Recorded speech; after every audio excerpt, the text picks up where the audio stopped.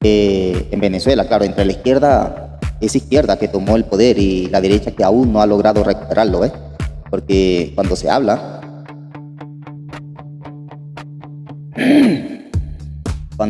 de la crisis venezolana, muchos suelen simplificar el debate diciendo que todo se resume a una lucha entre socialismo y democracia, ¿ves? Pero la realidad es más compleja, porque para entender el presente de Venezuela hay que analizarlo, hay que profundizarse más, ¿ves?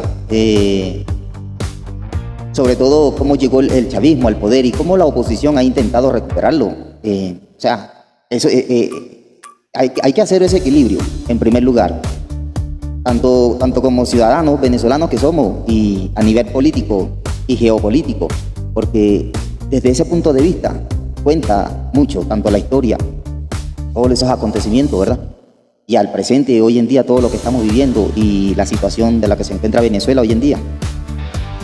Pero el asunto está porque antes de la llegada, sí, de la llegada de Hugo Chávez a Venezuela, Venezuela vivía bajo el sistema político.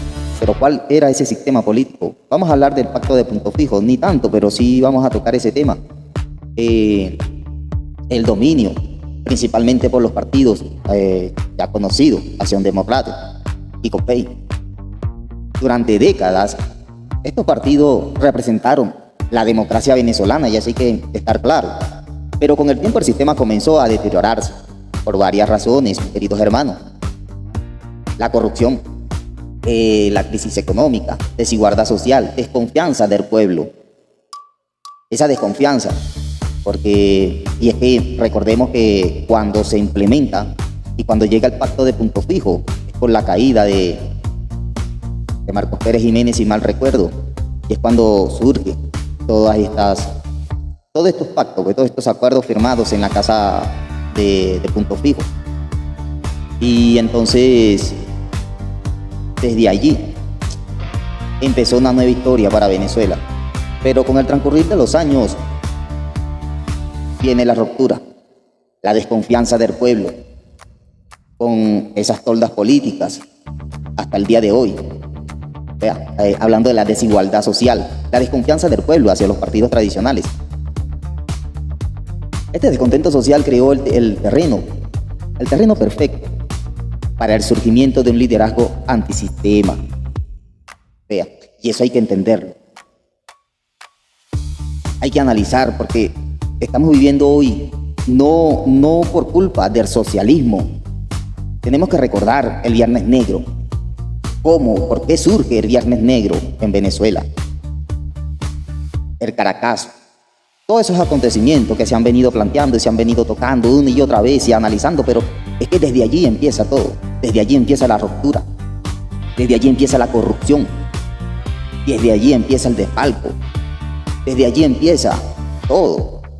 E incluso me atrevo a decir que hoy el asunto de los venezolanos fuera del país, sí, la diáspora venezolana, podría decirse que es producto más que del socialismo hoy en día en Venezuela, es producto del Viernes Negro, es producto del Caracazo. Que me digan lo contrario, porque desde allí es que viene toda esa ruptura. Y cuando surge Chávez como el 92, el 4 de febrero, es a raíz de esos acontecimientos. ¿Entiende? Y entonces, si analizamos el Viernes Negro, si analizamos el Caracazo, el socialismo no tiene nada que ver con ese origen. Más bien, el socialismo es producto de la necesidad de un reajuste económico para Venezuela. Desde ese punto de vista, años después, ya la vía electoral de Chávez había ganado las elecciones presidenciales en el 98 y comenzó lo que llaman la revolución bolivariana con la promesa de refundar el Estado venezolano y romper con la vieja clase política. O sea, esa vieja clase política, esa vieja ideología política en el contexto, ¿sí?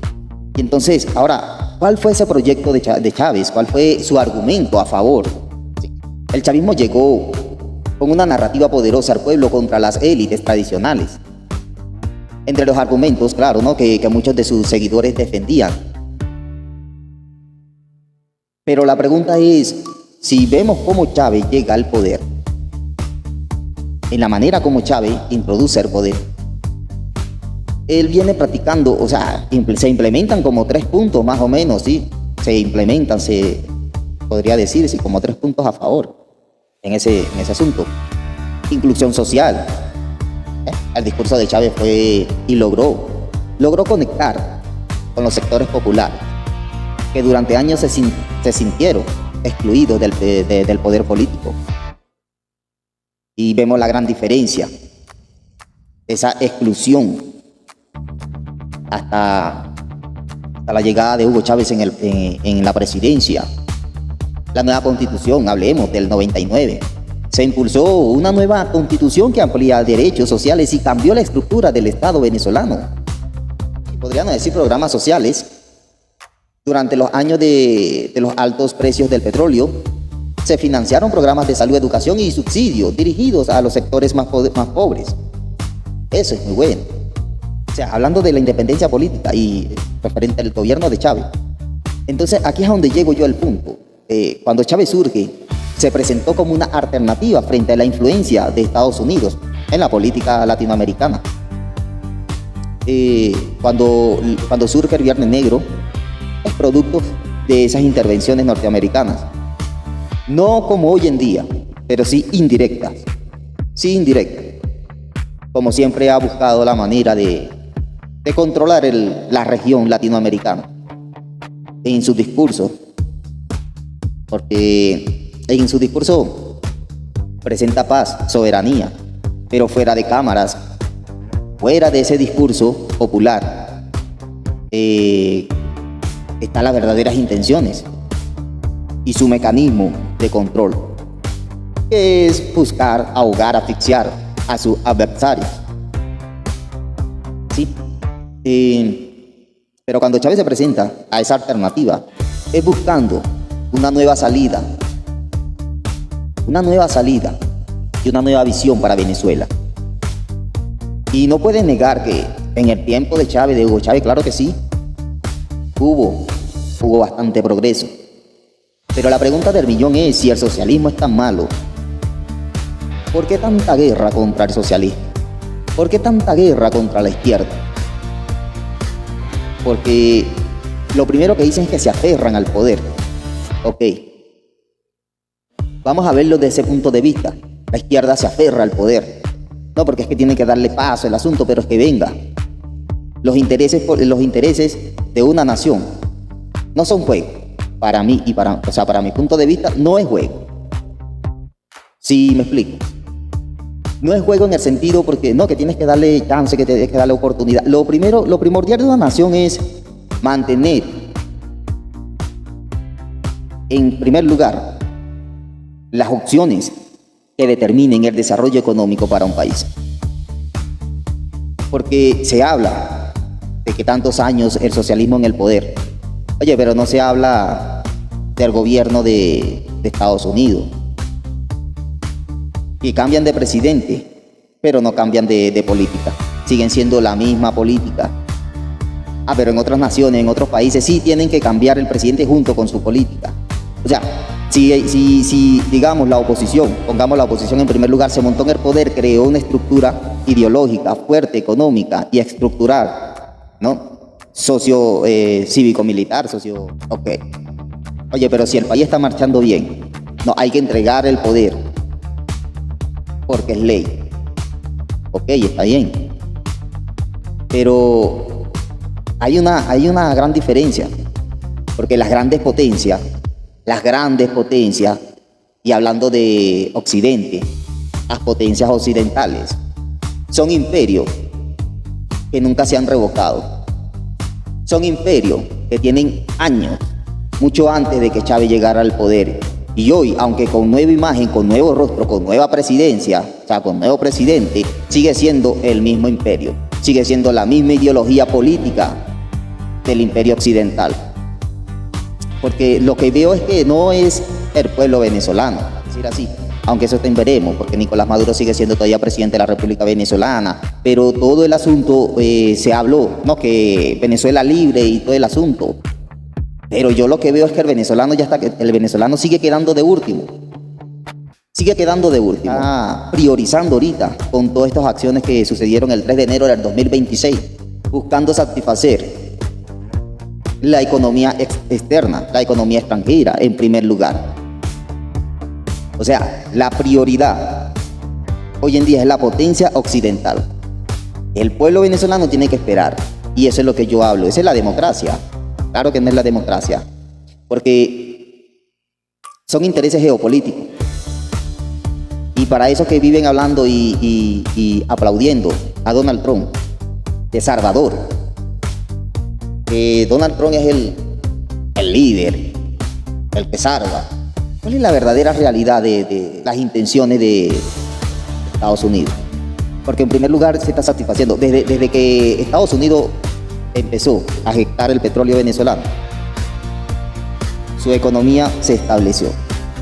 Así de sencillo. Ahorita está siendo golpeada por las acciones contra Irán. Ese es otro punto. Claro que sí. Pero a lo que me refiero, Chávez cuando llegó al poder, llegó de una, resolviéndole la crisis al pueblo venezolano, al más pobre, al último. Chávez nos dijo acá, no, vamos a pagar primero la deuda externa que tenemos con el imperio estadounidense y después venimos con el pueblo. No. Chávez se montó en el poder de una y resolvió de una vez el asunto de la vivienda, los servicios públicos, los asfaltados. Implementó proyectos para el desarrollo de autopistas que conectaban y conectan estados con estados, ciudades con ciudades. Hablando de, por lo menos soy del oriente, hablando de la autopista Antonio José de Sucre, quedó a medias. Ese es un proyecto muy importante para la conexión con el oriente del país. Y ahora digo yo, es por el socialismo. Porque en la Cuarta República no se implementó. ¿Cuántos accidentes no ha habido en la vía que conecta Cumaná a Puerto La Cruz? ¿Cuántos accidentes no se han visto en esa carretera? ¿Y cuántas demandas no se han implementado en la Cuarta República?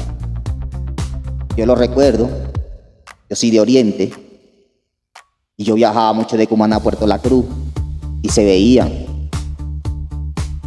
Y eso nunca, y la torta política de esos partidos, COPEI y Acción Democrática, nunca tomaron en cuenta ese proyecto. Pero venga, Chávez se montó en el poder, implementó la autopista, hoy en día quedó a media. No sé si, tengo entendido que creo que la reactivaron otra vez el proyecto, no sé si es verdad o mentira, pero el hecho es que me voy a ese asunto. En el gobierno de Chávez, Chávez llegó resolviendo toda la crisis interna primero del país. Chávez no pensó en no, claro que no, vale. Porque es que Venezuela tiene, como dijo él una vez, tiene los cojones para pagar las deudas y para financiar la estabilidad social de Venezuela al mismo tiempo. Claro que sí lo tiene. Sí lo tiene, porque Chávez lo demostró. Chávez no le quitó el pan a ningún venezolano para pagar la deuda externa. Chávez no le quitó el subsidio a ningún venezolano para pagar la deuda externa. Chávez pagó la deuda externa, implementando progreso al mismo tiempo en Venezuela. Ahora, esta oposición ha pedido intervención. Logra la intervención. Y entonces el mequetrefe de Estados Unidos, no, hay que pagar primero la deuda externa. Si fuera que se estuviera explotando simplemente nada más petróleo, yo diría está bien, pero se están explotando más de esos minerales. Diamante, pobres, hierro, petróleo y sus derivados. Hablando de la gasolina, gas, el oro, coltán. Muchos minerales y otros que no se me vienen a la mente ahorita. Y simplemente con la deuda externa, simplemente con la extracción del petróleo, se podrían financiar sencillamente la deuda externa, porque se sabe que que en toda esta asfixia Venezuela tuvo que pasar por ese proceso y endeudarse. Estamos claros, la sobrevivencia política es un proceso normal, ¿sí? Pero ¿dónde queda?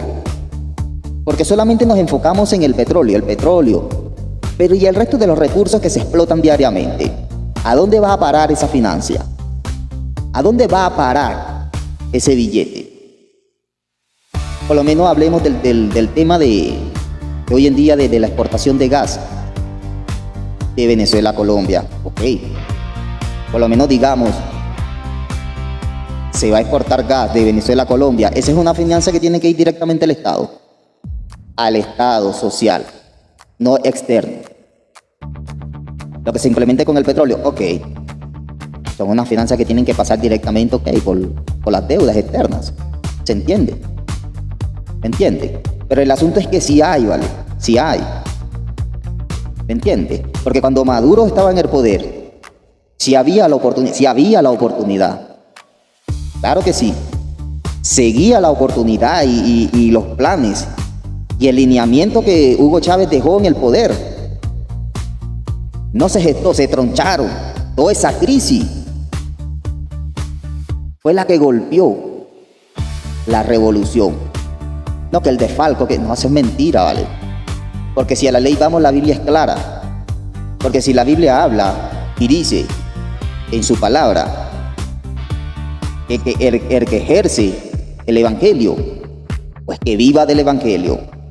Y si el Evangelio es lo más sagrado en esta tierra, ¿cuánto más queda esa autoridad para la política terrenal?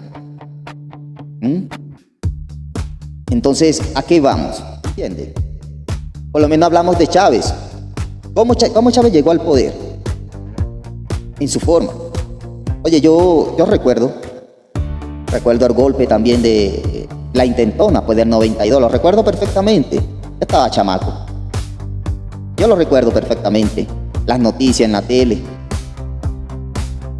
Vea, pero algo que hoy en día, que en aquel entonces cuando yo lo escuché en la tele, cuando Hugo Chávez fue capturado y dijo aquellas palabras, que pidió la rendición de los soldados, porque los objetivos no fueron logrados. Por ahora lo dijo. Yo no le presté mucha atención porque soy pelado. Y sí lo hablaron y lo gritaron. Oye, yo recuerdo toda esa cuestión. Pero hoy acá, ahora sí veo, con todo lo que está pasando, ahora sí entiendo perfectamente, ¿vale? Ahora sí entiendo perfectamente lo que significa el poder socialismo, el poder social. Hoy en día, ahora yo sí entiendo lo que verdaderamente quiere representar la izquierda en Latinoamérica. Porque no nada más de Venezuela. Porque desde la llegada de la izquierda a Venezuela, oye, fue una catapulta que expulsó fuertemente la izquierda en toda Latinoamérica, en todo el continente sudamericano. ¿Sí me explico? Pero entonces el asunto es que recuerdo también cuando estuvo preso y se le hacían esas entrevistas. Sí, recuerdo también a la esposa de nuestro comandante Nicolás Maduro en esos asuntos, pues, haciendo los trámites cuando Chávez estaba preso, en sus visitas, en sus reuniones dentro, claro, yo recuerdo, eso eran entrevistas que pasaban por la tele. Y recuerdo cuando se lanzó de una vez a la presidencia. Sí digo, pero mi punto de vista y mi crítica directa contra la oposición es la siguiente, porque no es que yo tenga favoritismo. Yo me declaro izquierda, soy de la izquierda, soy social, soy de mente y de ideología socialista. Vea, porque hasta ahora es lo que he visto, porque yo me apego a los hechos, no a los discursos baratos, no a esos discursos caprichosos. ¿Sí me explico? A esa manera que siempre ha tenido la derecha de envolver, de engatusar al pueblo venezolano. Sí digo.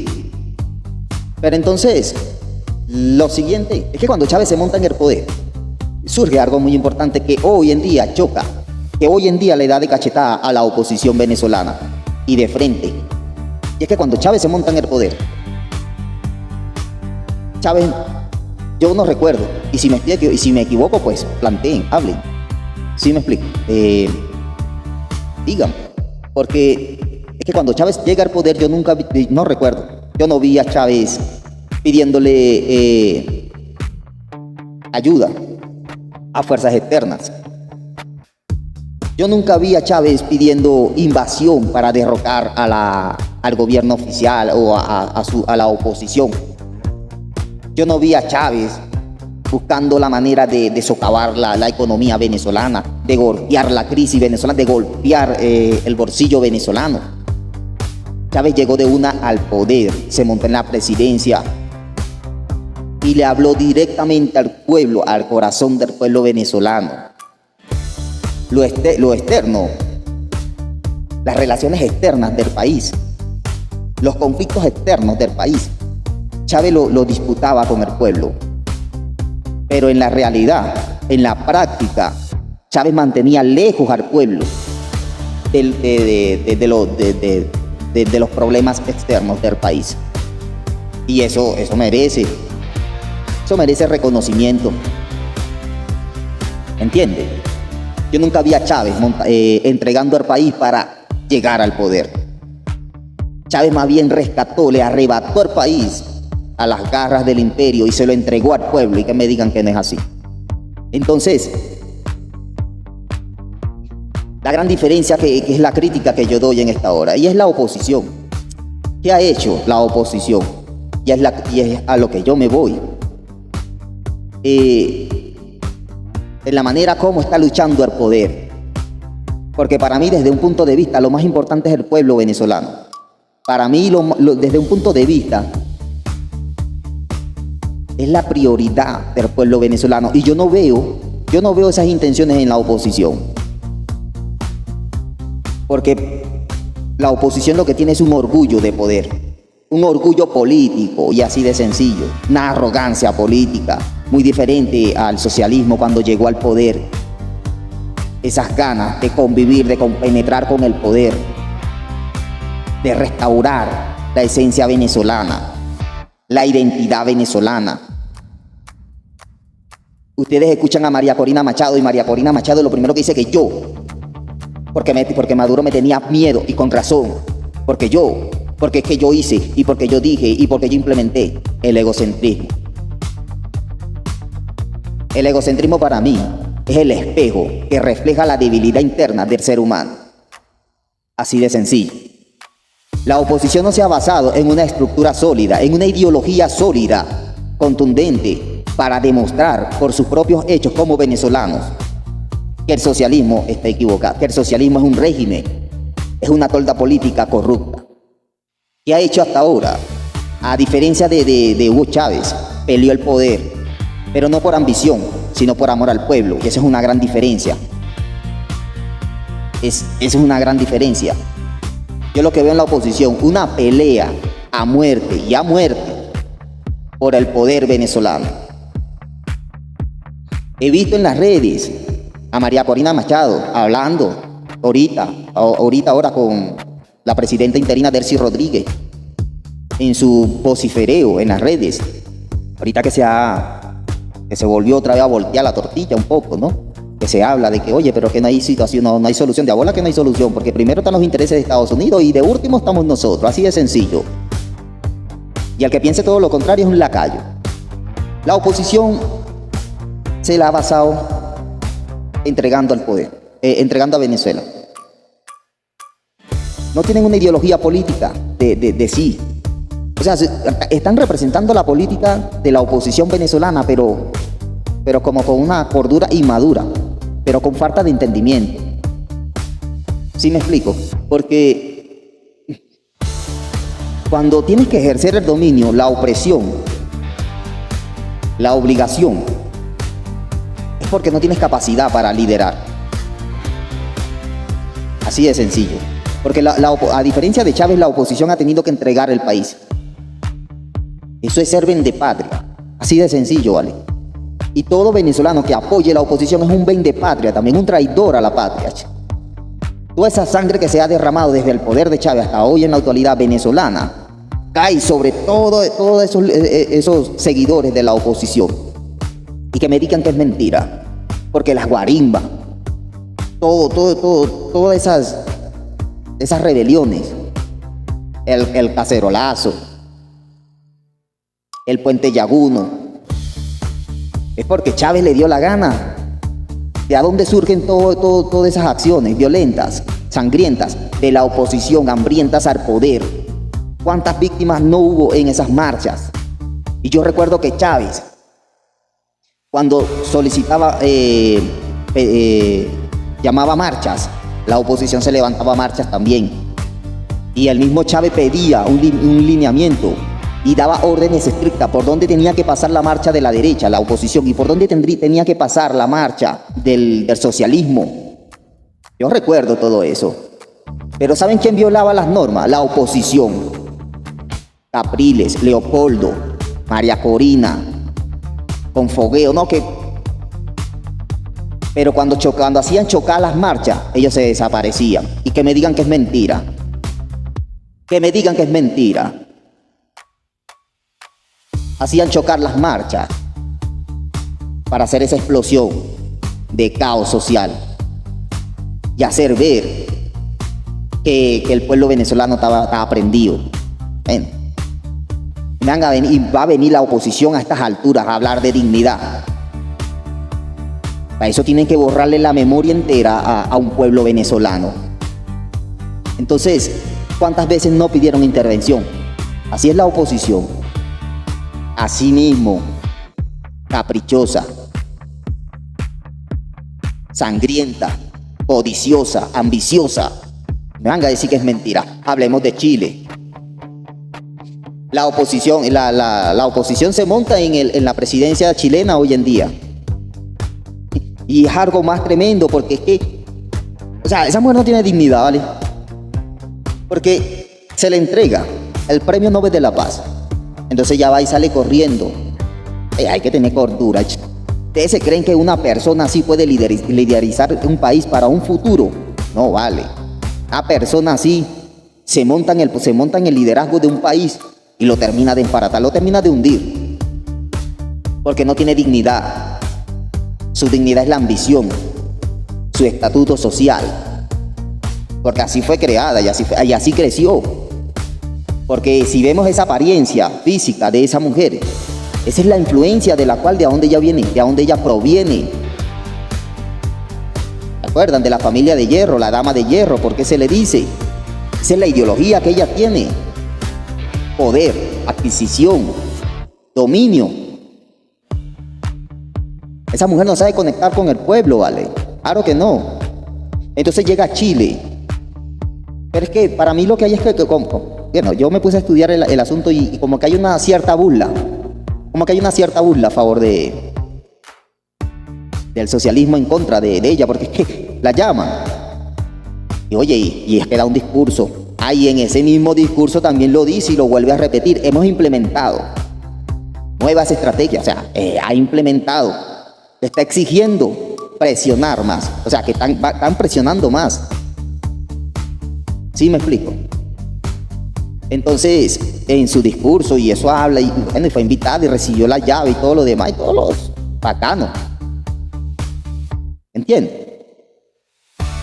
Lo que muy poco la oposición hablan cuando se le hace la entrevista ahí mismo en Chile, con una periodista chilena. Esa periodista la bombardeó feo. Esa mujer puso una cara. Entonces, o sea, es un títere, esa mujer es un títere, ¿vale? Porque entra y hace todo el espectáculo, el asunto, y ya de último, ya cuando se tiene que venir, la periodista, ¡pum!, la emburra. La bombardea en pleno territorio chileno. Y entonces, ¿cuál es el papel que esa mujer está haciendo? ¿Representando a Venezuela? ¿Será representando la idiotez venezolana política? Algo así, no sé, digo yo.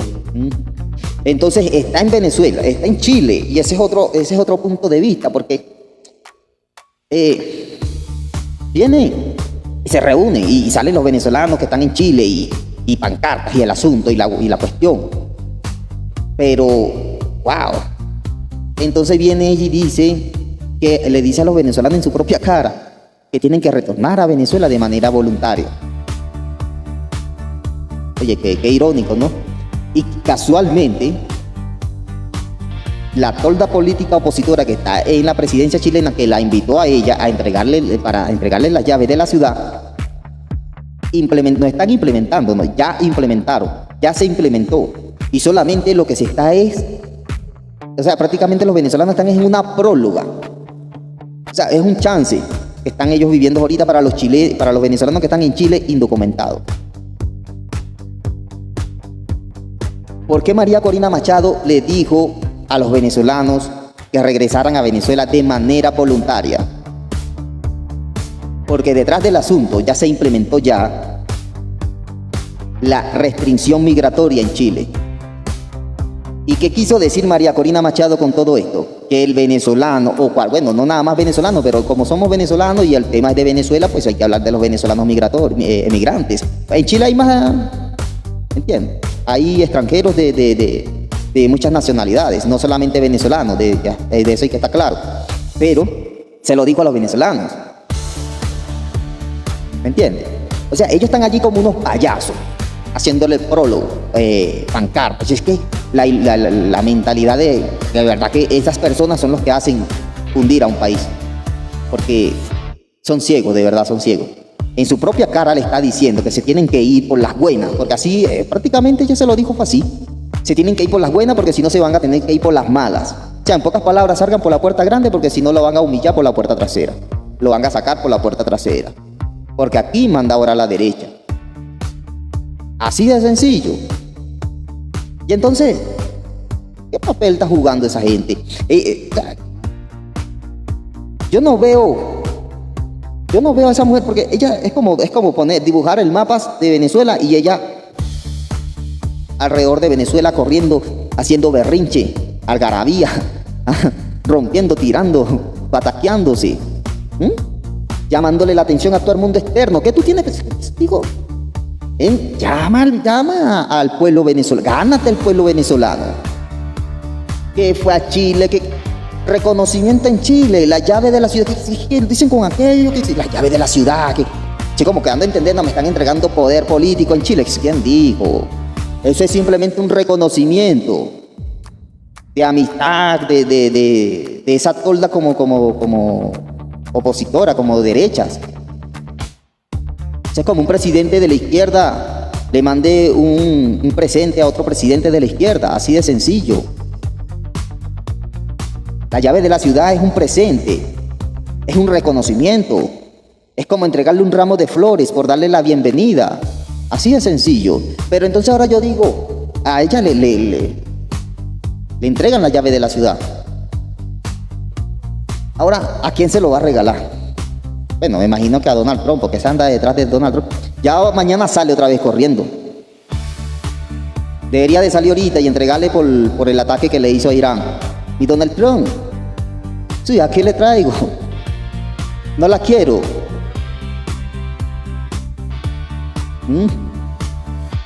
La llave de la ciudad de Chile.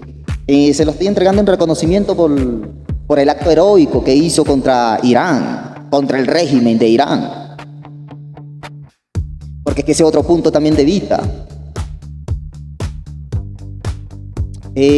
Vamos a hablar un poco de Irán desde 1920, cuando en aquel entonces, y no vamos a hablar del papá del último Shah, o sea, el rey, porque Irán hoy en día, antes del Ayatollah, tenían reyes, o sea, eran rey, sí, del Shah, pero entonces el hijo asume el mando, y ese es el verdadero origen de la guerra de Estados Unidos hoy en día con Irán.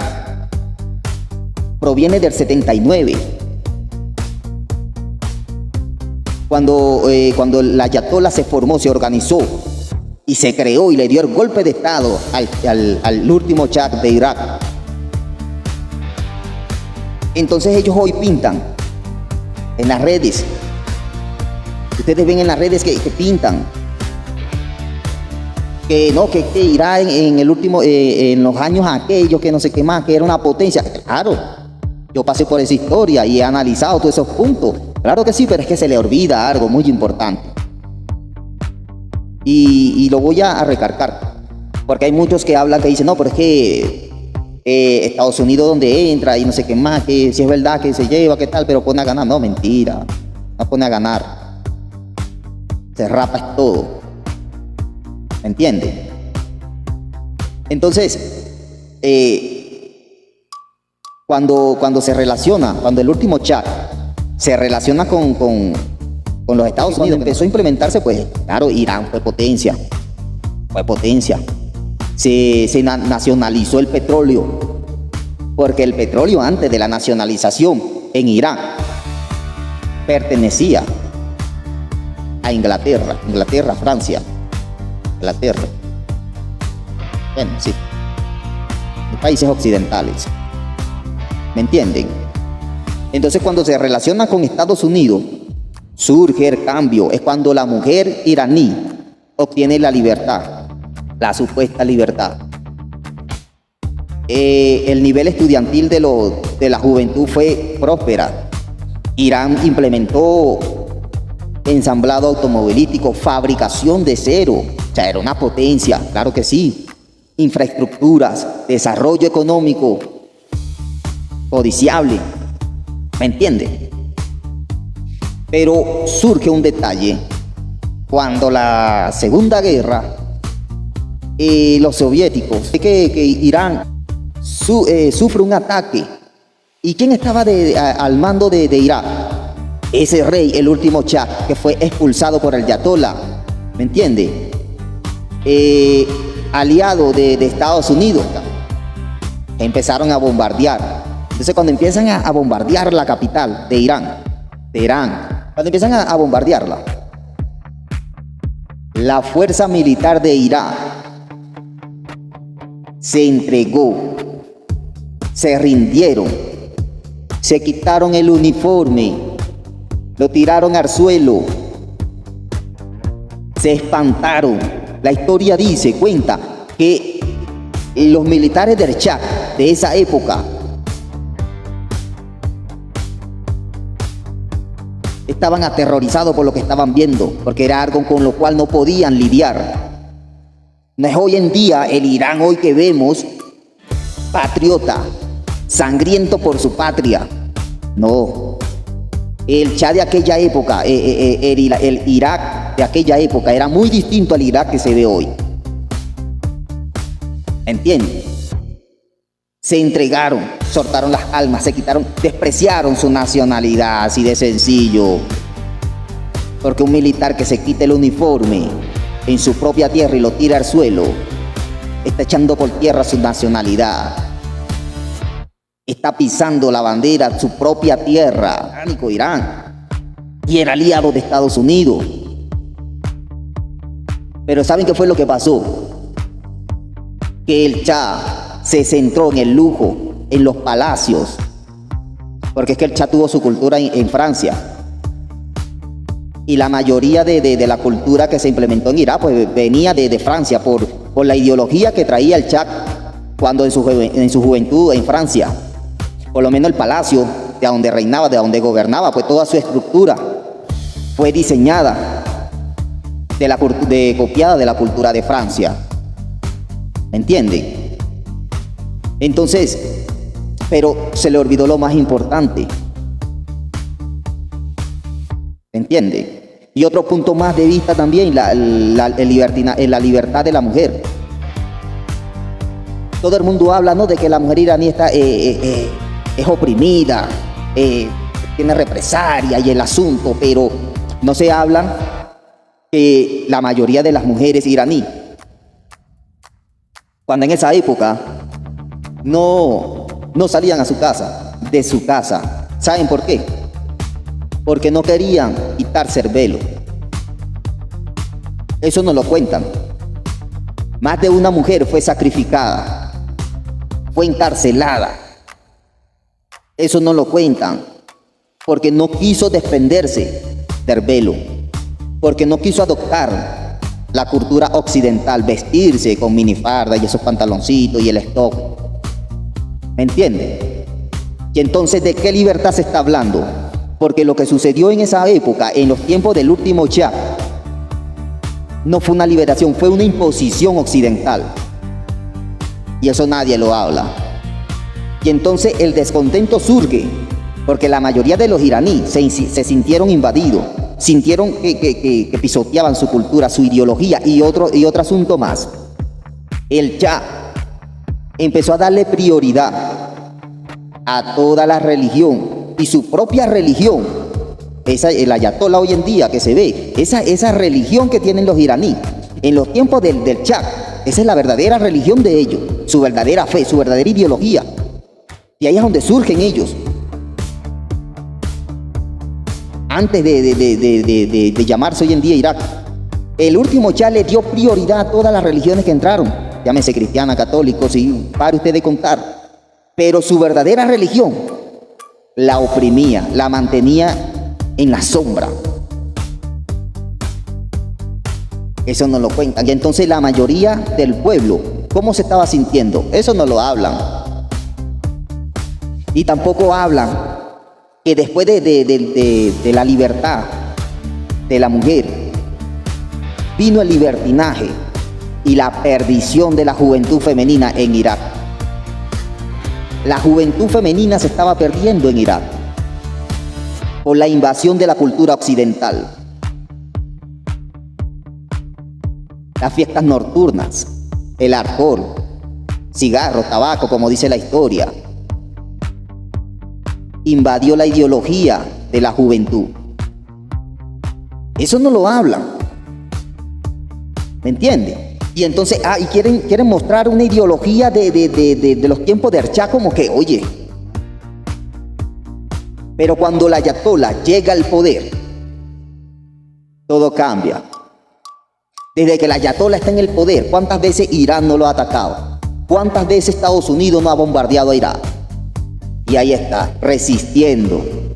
Ese es un régimen. Para mí no es un régimen. Para mí ese es un pueblo que defiende su identidad, su cultura, su ideología. A otro asunto más, puso a merced el petróleo igual que hace la oposición, le entregó todos los recursos de petroleros a los Estados Unidos. Entonces el ayatolá, cuando se monta en el poder, echa abajo toda esa estructura occidental. Y vuelven a reivindicar su ideología, su fe, su religión. Pero hay que entender también que existe una cultura. Y entonces, desde mi punto de vista, como sigo acá en el tema, cada ciudadano es libre, ¿vale? Claro que sí. Independientemente en el régimen que se encuentre, si es que es un régimen. Indiferentemente bajo el gobierno político que se encuentre. Otro dice que Donald Trump oye, pero ven acá, vamos a hacer algo, pues. Renuncia a tu nacionalidad y dile a Donald Trump que te represente, que te entregue la nacionalidad, pues. Si es que tanto Estados Unidos ama. Si en Irak se implementa una cultura y una mujer iraní no está a favor de esa cultura, sencillo, así de sencillo. Entonces, ¿cuál es esa protección que brinda Estados Unidos? Ninguna. Que los aliados, que el asunto, no, mentira. Hoy en día Irak cuenta con una defensa que nunca la tuvo cuando el imperio estadounidense gobernaba esas tierras. Y hoy en día el ayatolá ha demostrado lo contrario, con todo el acerco, con todo el bloqueo, las sanciones, el desprecio, el desprestigio en las redes sociales, y con todo y eso, el ayatolá tiene para darle la cara al imperio. Y no es tanto eso, la humillación más fuerte es desde las cenizas, desde los escombros, se defienden, contrarrestan los ataques de Estados Unidos. ¿De qué imperio estamos hablando? Entonces, volviendo al tema de la oposición venezolana, es lo que realmente ha demostrado la oposición, pues, porque entonces vuelve al tema, pues, porque es que Venezuela realmente está saliendo de la crisis o simplemente está viviendo una pausa dentro de una crisis más profunda. Hay que entender, ¿no? Como 3 puntos más o menos. Porque a esa pregunta se podría implementar o analizar 3 factores clave, por lo menos la situación económica interna de Venezuela, que está demasiado deteriorada, de verdad, la influencia internacional y especialmente ahora Estados Unidos, que es el papel estratégico del petróleo y el gas en la región. Algunos indicadores han mostrado cierta estabilización económica. Por ejemplo, la reactivación de la industria petrolera ha generado expectativas de recuperación, pero ese es otro punto también, porque oye, todas las refinerías no están operando al 100%. ¿Sí me explico? Todas las refinerías no están operando al 100%. Hablando de la política de las sanciones y la presión internacional ha sido uno de los factores más determinantes en la economía venezolana. Las sanciones impuestas a las industrias petroleras limitaron durante años la capacidad del país para exportar crudo y atraer inversiones extranjeras, lo que ha reducido los ingresos del Estado. Sin embargo, en los últimos meses también ha aparecido señales de apertura. Tras cambios políticos recientes, empresas internacionales han comenzado a retomar acuerdos energéticos en Venezuela para reactivar la producción de gas, petróleo. Esto demuestra una realidad geopolítica clara en el contexto del petróleo venezolano, que sigue siendo un recurso estratégico para el mundo. Pero sigo leyendo por acá la pauta. El petróleo sigue siendo el eje central de la economía venezolana. Durante décadas representó la principal fuente de ingresos del país, lo que convirtió a Venezuela en un actor energético importante a nivel global. Pero el problema histórico ha sido la dependencia excesiva de ese recurso. Cuando el petróleo cae o se bloquea, toda la economía se resiente. Esto implica porque la crisis venezolana no ha sido solo política, sino también estructural, económica poco diversificada, industrial, petrolera deteriorada y dependencia del mercado internacional. Ese es un punto muy importante también, porque hablemos, esa es la debilidad de Venezuela. La dependencia plena del petróleo. Porque es que esa es la debilidad. Entonces vamos a hablar otro poco más de historia, pero ahora más reciente, del 2016. Más reciente, vamos a hablar del 2016 en Venezuela, con la llegada de Nicolás Maduro, sucesor de Chávez. Entonces, desde el 2016 hasta el 2024, yo estoy en Colombia. Claro, por ahí he visto ciertos ataques. No, que he hecho comentarios y, oye, pero si tú te fuiste, vende patria, que no sé qué más. No, y es que ojalá y me escuchen. Me he querido decir pero ojalá y me escuchen. Yo acá en Colombia apenas tengo un año y estos meses que están corriendo. Vea, un año, sí. En diciembre, por ahí, creo que pueda, ya no estoy en Venezuela, porque la meta es regresar nuevamente a Venezuela con el favor de Dios, primeramente Dios. Y entonces estoy recién acá en Colombia, yo no tengo mucho tiempo en Colombia. Desde el 2016 hasta el 2024 estuve en Venezuela. Y en el momento cuando decidí venirme para acá, para Colombia, Venezuela en el 2024, y los venezolanos que están allí en Venezuela están claros que es así, el 2024 fue un año próspero, un año de una buena economía, de un buen progreso, de emprendimiento. Cuando llegué acá a Colombia, después de 2 meses que entró enero, febrero, cuando Nicolás Maduro asume la presidencia por segunda vez, surgió la presión estadounidense con más fuerza, con más frecuencia, y colapsó nuevamente la economía venezolana. Pero entonces, el punto claro que yo voy, desde el 2016, porque yo vengo de esa guerra, yo soy un sobreviviente de esa historia, del 2016 y el 2024. Yo la viví en carne propia, ¿entiende? Se guerrió en alta. Entonces, en ese proceso, porque lo que viene sucediendo también tiene mucho que ver también con la resistencia popular. Y ese es un punto muy importante que a mí me gustaría tocar, porque todo viene de esa resistencia, porque Estados Unidos, el imperio occidental, no logró coaccionar su objetivo en Venezuela, que era colapsar la paciencia venezolana. Y hasta ahora se ha mantenido. ¿Me entiende? Y entonces, si nosotros en esa época pudimos evadir, rechazar, coaccionar, como se pudiera decir, porque fue el pueblo quien se mantuvo en pie, porque por lo menos en mi caso, yo defiendo 100% el socialismo, pero yo nunca he recibido un bono, y si hay algún político por allí que tiene acceso directo a los datos, puede entrar en mi patria, y puede ver que nunca he recibido ningún bono, ningún beneficio de la tolda oficialista del socialismo. ¿Entiende? Soy un sobreviviente que empezó desde cero, para los que me conocen. No dependí de los bonos, de los beneficios, de los subsidios. ¿Me entiende? Y así como yo, muchos otros también se levantaron desde cero. Muchos venezolanos que no les llegaba el subsidio, una ayuda financiera directa del gobierno, salió adelante por sí mismo, por sí misma. Muchas venezolanas también, porque conocí muchas venezolanas también en ese asunto, en ese terreno de guerra. ¿Me entiende?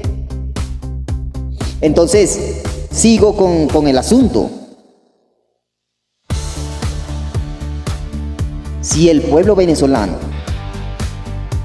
pudo sostener su crisis económica contra las sanciones, contra los bloqueos, o sea, quiere decir que el pueblo venezolano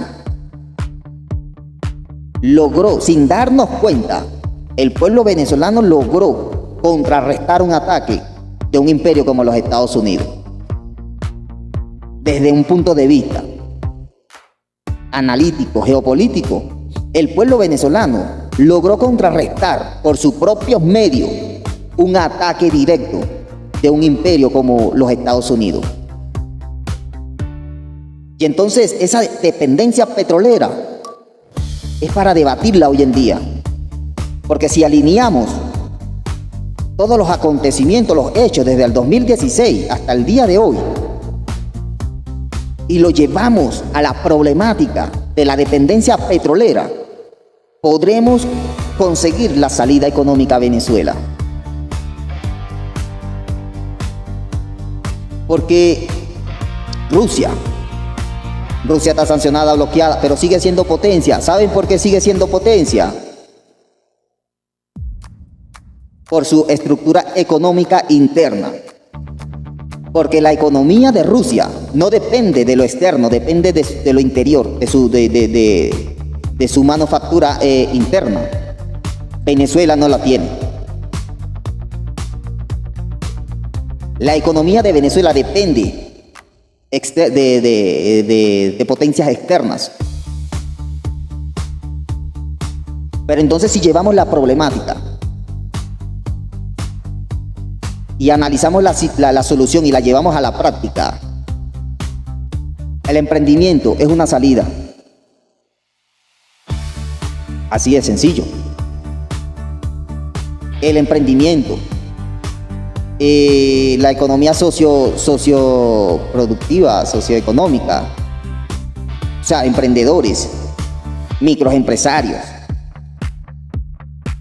pequeñas cooperativas. ¿Me entiende? O sea, tenemos la salida. Lo que pasa es que no queremos alzar la mirada, no queremos ver más allá de lo que nos ahoga. Tenemos la soga al cuello, pero tenemos los pies sobre la tierra. Y eso la mayoría no quieren entenderlo. Levantemos la mirada y quitémonos la soga, porque no estamos guindando. La inflación, ok, yo pasé por eso porque yo fui comerciante informal. La inflación golpea, claro que sí. Pero desde que yo decidí entrar al comercio informal, yo no caí. Solté la batuta por decisión propia. No porque la inflación, el sistema, como se mucho dice, no, que el gobierno. No, mentira. La inflación sí llegaba en momentos y me ahogaba. Pero para eso uno tiene que tener entendimiento. Eso depende de cada uno de nosotros. ¿Me entiende? De cada uno de nosotros, el esfuerzo que se hace.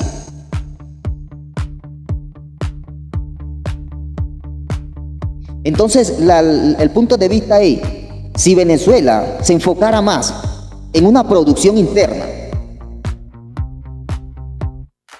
que depender de las ventas rentistas petroleras, nosotros no estuviéramos pasando por esto.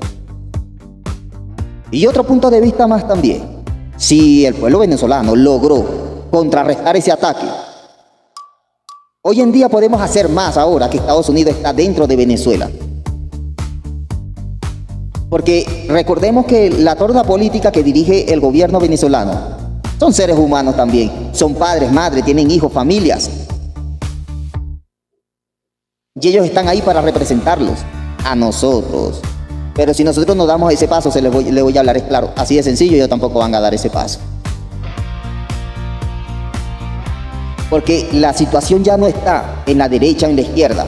Porque si se monta la oposición, sigue siendo lo mismo. Si la izquierda se monta, ya sigue siendo lo mismo, porque ya eso se ve clarito. Lo que se necesita es una nueva coacción, liderada de un nuevo sistema político. No se habla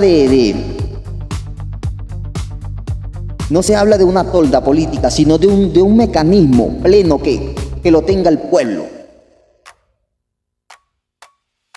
Porque así como se contrarrestó ese ataque, así podemos también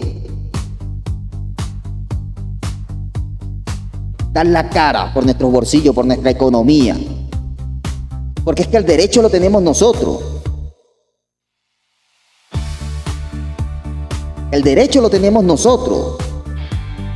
Y mientras nosotros sigamos esperando, el tiempo va a seguir pasando por nuestra propia cara. Porque una de las ventajas de Irak, que se me olvidó plantearlo en el tema de Irak, es lo siguiente. En Irak hay oposición y está la tolda oficial del gobierno actual, que es la Ayatollah. Pero ustedes saben cuál es la diferencia de esa gente. Y cuando ellos ven un ataque como lo sucedido ahorita de Estados Unidos e Israel en conjunto contra Irán, ¿saben cuál es la prioridad de ellos? De ambos bandos. Su integridad como nación, su integridad como patriotas, su pueblo. Ustedes no ven allí en Irán la oposición saliendo a besarle los pies a Donald Trump. Salieron a darle obsequio. Ninguna oposición del Estado iraní ha salido a aplaudir a los Estados Unidos. Ninguna. Y eso es madurez política. Eso es liderazgo. ¿Me entienden? En cambio, Venezuela, Donald Trump hizo lo que hizo el 3 de enero del 2026. Y ahí mismo salió todos los miserables de la oposición, porque esa es la palabra. Arrodillarse delante de Donald Trump.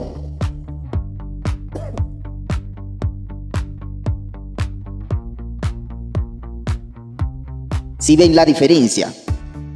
En Irán todos reman a un solo lado. Una sola ideología. Independencia. Independencia soberana. Piensan como nación, no como élites. No desde el egocentrismo, ¿entiendes? En cambio, Venezuela, la oposición venezolana salió a rendirse, a arrodillarse delante de Donald Trump. Miserables. Hubieron muertes civiles en Venezuela. Y esa es una gran diferencia, porque vuelvo otra vez a otro punto que se me pasó por alto también, y es que cuando Chávez, en el proceso del 92, cuando la intentona del 4 de febrero, Chávez asumió solo la responsabilidad. Pidió la rendición de sus soldados para evitar más derramamiento de sangre, para que el pueblo no sufriera las consecuencias, pensando en el bienestar colectivo y del pueblo en primer lugar. Y el 3 de enero, Nicolás Maduro ya estaba claro que esos acontecimientos en cualquier momento iban a suceder. Nicolás Maduro tenía ya el terreno preparado. Nicolás Maduro puso en primer lugar el bienestar del pueblo y se entregó. No es porque es que no me como el cuento de que violaron, no violaron es nada. Se entregó, Nicolás Maduro se entregó para evitar derramamiento de sangre. Entonces vemos a la Sayona diciendo que van a implementar las estrategias para oprimir más, Cuando dijo también, cuando Delcy empezó a revelársele a Donald Trump, salió diciendo, ustedes ya están viendo, ya ustedes saben ya los acontecimientos, lo que se espera para Venezuela, esa mentalidad. ¿Sí ven la gran diferencia? Por eso es que Venezuela pasa por lo que pasa. O sea, si todos trabajáramos pensando en la integración de Venezuela como nación, sin importarme un carajo las élites externas, Venezuela fuera otra. ¿Me entiende? Pero ¿qué es lo que ha debilitado a Venezuela hoy en día? La incoherencia de la oposición venezolana. Porque no es que Donald Trump quiere ayudar al pueblo, no.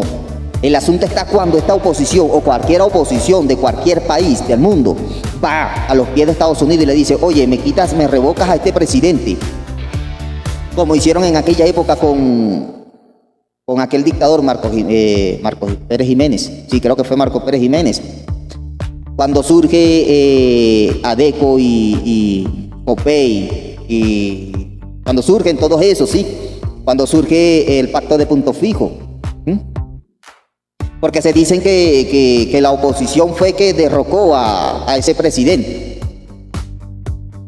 Pero ustedes se profundizan en la historia y entonces usted busca, pero Estados Unidos tuvo que ver con ese golpe de Estado. No tuvo nada que ver. Pero entonces tú buscas el análisis y ahí sale todo clarito.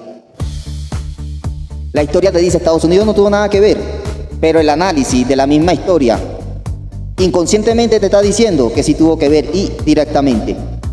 Lo que pasa es que su coacción fue indirecta. ¿Y cuál fue su coacción? La misma que siempre aplica. Le cerró la llave económica al gobierno de Marcos Pérez Jiménez.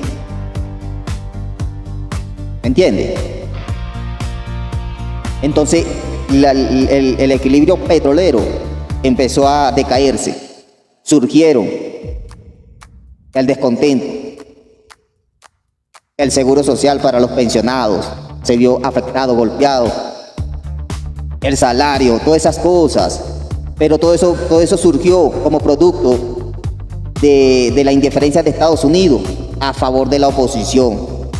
Entonces Estados Unidos indirectamente logró apoyar, financiar a la oposición, derrocaron el gobierno, se montaron en el poder y Estados Unidos se llevó la mejor tolda, o sea, el mejor pedazo de torta. Y es lo mismo que sucede hoy en día con la Sayona, esa vive y muere detrás del otro sayón gringo, arrodillándose para que revoquen, para que tumbe al gobierno de Venezuela. Pero ¿saben por qué hoy en día Donald Trump le ha dicho a la derecha no? ¿Saben por qué? Porque es que Donald Trump no está por el pueblo. Donald Trump, en pocas palabras, está, pues no Donald Trump nada más, sino Estados Unidos, porque cuando hablamos tenemos que hablar de Estados Unidos, no del presidente actual, porque todos vienen desde un solo proyecto, desde una sola hegemonía política occidental, imperialista, dominar, socavar, exprimir los recursos de las naciones. Entonces, hacemos y sucede lo mismo, y eso es lo que está pasando. El asunto no está en la administración, en la corrupción, el asunto está en los vendepatrias, porque es que la corrupción existe en todas partes. Hablamos de Kim Jong de Corea del Norte, su política socialista, y en ese país la ideología es en 100% parcial y veraz. Entonces vemos la diferencia allí. Ahí tengo entendido que la política funciona de una manera par. Por lo menos allí los ciudadanos del Corea del Norte no compran vivienda, no sufren de hipoteca, de alquiler, de arriendo. El Estado le prioriza viviendas, ¿no? Los alumnos, los estudiantes, el Estado le costea sus uniformes, sus útiles, la comida.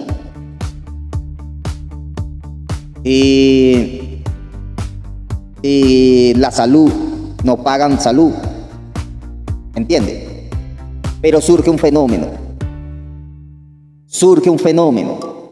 La mayoría de los hospitales, de los recintos del CDI, sí, de ambulatorios, como se quiera decir, padecen de carencia de insumos médicos y la mayoría de los pacientes tienen que buscar todo ese asunto. Pero entonces nos profundizamos en el asunto. Qué casualidad que todo viene de los bloqueos y las sanciones. Entonces, en Venezuela es algo similar. El socialismo empezó así. ¿Me entiende? Yo no digo que hay que mantener el pueblo. Claro que no. Pero a lo que me voy es el asunto. En todas partes hay corrupción, hay descontento. Pero si nos vamos a poner a pensar en el bienestar de los de afuera, porque hay pequeñas crisis, hay pequeñas grietas económicas con Jong-un en Corea del Norte. No es como en Venezuela, son pequeñas y se pueden controlar, pero todas vienen de productos de las sanciones, bloqueos, de los ataques indirectos de los Estados Unidos. Entonces yo digo una cuestión, entonces si el socialismo es tan malo, pero venga, ¿por qué no lo dejan gobernar? Pero es que si se monta el poder de la oposición, eso sí no tiene sanciones, bloqueos, porque está a favor del imperio occidental. Entonces el asunto está en eso. Porque si todos los venezolanos tuviéramos una sola visión nacionalista, Venezuela fuera otra. Pero del 100%, el 30% grita, a mí no me interesa el petróleo. El 20% dice, no, para no decirlo, pues. El otro 30%, no, yo tengo que trabajar para mí mismo. Porque si yo no trabajo, yo no como. A mí no me interesa la política. Entonces el 20% son los que están centrados, buscando despertar. Porque no, todos somos pobres. Empezando por la oposición. Porque la pobreza no tiene nada que ver con la economía. La pobreza tiene que ver con la mentalidad. Y para mí los opositores son unos pobres. Son pobres. Porque tienen que vender su propia economía para poder recibir 4 centavos. Agarrar el plato de comida de tu mesa, regalársela a los de la calle para comer del suelo, de la basura. Eso para mí son los opositores. Para mí esa es la mentalidad ideológica que tienen los opositores. Y es que hablemos también de nuestro presidente en lucha, Nicolás Maduro, y esta próxima audiencia del 26. Faltan 11 días para la próxima audiencia de Nicolás Maduro. Entonces, ya es uno de los temas más polémicos ahorita, pues, se habla. Pero no voy a narrar acá un poco de lo previsto, a ver qué se dice. Y empieza diciendo, uno de los temas más comentados en la política internacional en estos momentos es el proceso judicial que enfrenta el expresidente venezolano Nicolás Maduro en Estados Unidos. Desde su captura a comienzos de enero del 2026, el caso ha generado una enorme atención mediante políticas y geopolítica para algunos representantes u actores de justicia internacional. Para otros, una operación política con profundas implicaciones para la soberanía venezolana, pero más allá de las posiciones ideológicas, lo cierto es que el proceso judicial abre una pregunta que muchos venezolanos comienzan a hacerse. ¿Cuál será el futuro político de Maduro? ¿Y existe realmente la posibilidad de que regrese a algún día a Venezuela? Esa es una pregunta que todos nos hacemos y a mí me gustaría mucho, de verdad, con el corazón en la mano, lo digo fielmente, que me gustaría que el regreso de nuestro presidente en lucha, Nicolás Maduro. Y sigo acá la situación actual del caso judicial. Tras su captura y traslado a Nueva York, Maduro fue presentado ante una corte federal de Estados Unidos donde se declaró inocente de los cargos de narcotráfico y narcoterrorismo que les atribuyen los fiscales estadounidenses. Actualmente se encuentra detenido mientras avanza el proceso judicial. Las próximas audiencias importantes están programadas para el 26 de marzo del 2026, luego de que la Fiscalía solicitara aplazar la sanción anterior por cuestiones logísticas y por el volumen de pruebas presentadas en el caso. Además, varios analistas legales señalan que el juicio completo podría tardar años en desarrollarse e incluso hasta el 2027 debido a la complejidad del proceso y la cantidad de pruebas involucradas. Esto significa que el caso aún está lejos de resolverse. Segundo punto, los rumores sobre posible libertad. Eso es lo que quiero analizar acá, lo que quisiera repasar. En medio del proceso judicial ha surgido muchos rumores en redes sociales y medios alternativos sobre una posible liberación o acuerdos políticos. Algunos escenarios que se discuten incluyen negociaciones diplomáticas entre gobiernos, intercambios políticos o judiciales, decisiones legales relacionadas con el debido proceso. Sin embargo, hasta ahora no existe confirmación oficial de que Maduro vaya a ser liberado pronto y la mayoría de expertos consideran que el proceso judicial continuará durante un tiempo considerable. Aún así, en política internacional los escenarios pueden cambiar rápidamente, especialmente cuando se mezclan intereses geopolíticos, energéticos y diplomáticos. Muy bueno, este punto me interesa acá. Aún así, en política internacional los escenarios pueden cambiar rápidamente, especialmente cuando se mezclan intereses geopolíticos y energéticos diplomáticos. Bueno, si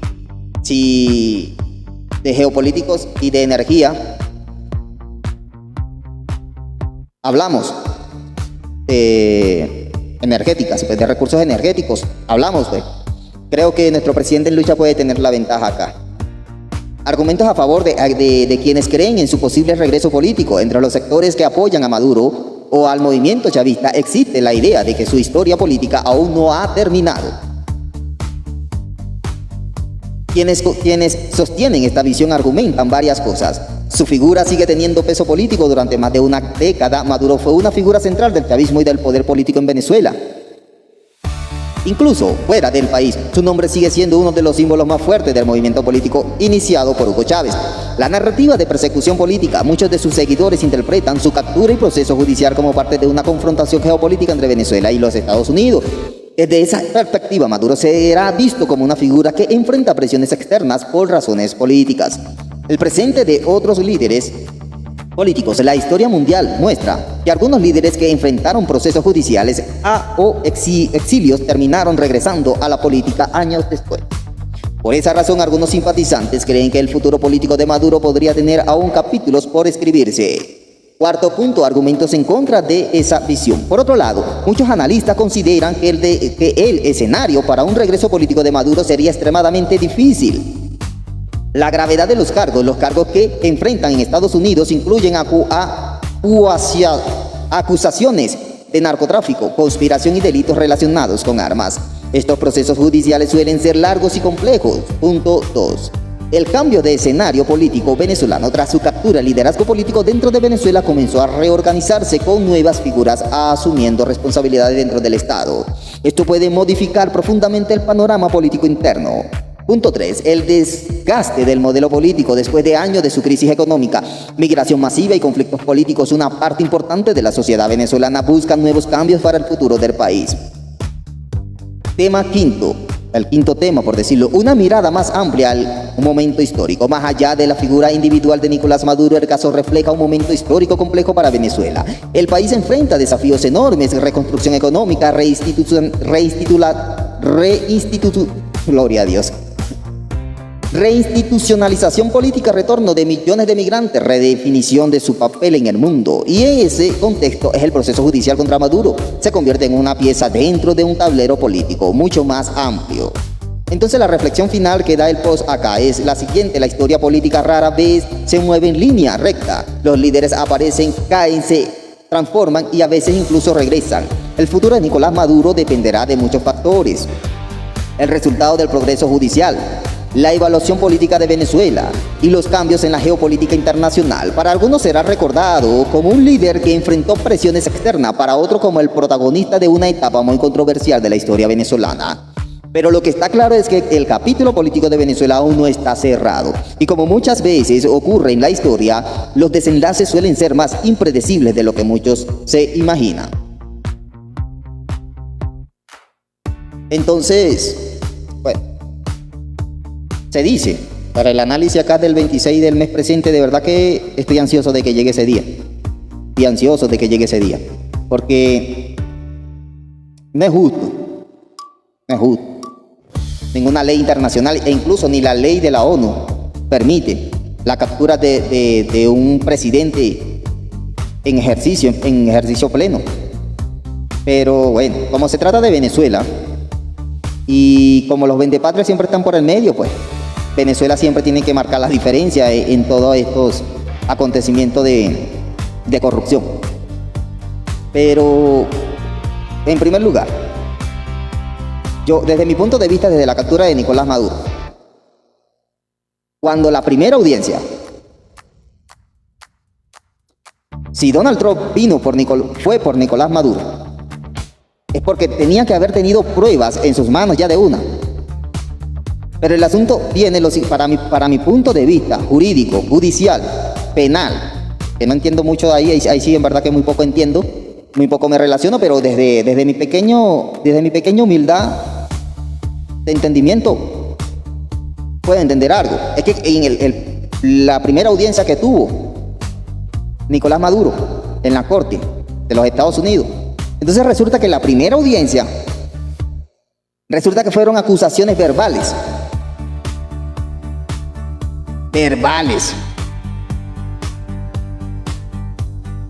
Entonces yo digo un asunto, oye, pero ven acá, si Donald Trump estaba decidido a ir por Maduro, es porque tenía pruebas. Y él lo dijo, tengo pruebas. Pero resulta que en la primera audiencia no se presentaron ninguna prueba, fueron puras acusaciones. Acusaciones, no pruebas. La audiencia se prolongó por esa misma situación, para tener fuerza, o sea, para que el acusado, la parte de acusados tengan fuerza con las pruebas. Entonces creo que estaba pautado para el 8 del mes entrante, creo. Entonces lo pospusieron para el 26, porque según ahora, no, las pruebas que están llegando son muchas y necesitan más tiempo para evaluarlas. Pero se habla de pruebas, pero no se habla a favor o en contra del presidente Nicolás Maduro. Y entonces por eso que se ha prolongado, por la logística, o sea, para evaluar las pruebas que se están analizando. Es por eso que se prolonga el asunto de la fecha que estaba pautada para los primeros días del mes presente. Se pautó ahora para el 26. Pero entonces yo digo acá, entre todo esto, la presidenta interina está ejerciendo un cargo que no es suyo. Está asumiendo una responsabilidad por la ausencia del presidente. Donald Trump reconoce el gobierno venezolano como legítimo. Reconoce el gobierno venezolano como legítimo. Pero dice que Maduro se mantuvo en la presidencia por fraude, pero no presentaron, no hay pruebas. Pero entonces reconoce el gobierno de Venezuela. Pero es que si está reconociendo el gobierno de Delcy Rodríguez, está reconociendo el gobierno de Nicolás Maduro. No hay que ser tan ignorante para entenderlo. Porque prácticamente él está haciendo lo mismo que hizo María Corina Machado con los venezolanos en Chile. Cuando se monta en la tarima y todos los venezolanos que están en Chile rodean la María Corina, y entonces viene María Corina y le da un besito y le dice, oigan, se tienen que ir voluntariamente de Chile porque si no van a llevar palos si no se quieren ir. Algo así más o menos. Entonces viene y le dice, Donald Trump dice que el gobierno de Venezuela es legal, o sea, lo reconoce. Pero entonces a Nicolás Maduro está diciendo que hizo fraude para llegar a la presidencia. Pero si el puesto de la presidencia que está ejerciendo Delcy Rodríguez es el puesto que según Maduro ejerció por fraude, ¿cómo entonces Donald Trump lo va a reconocer? O sea, es una incoherencia. Él reconoce el gobierno venezolano. Entonces le da un parado a la oposición.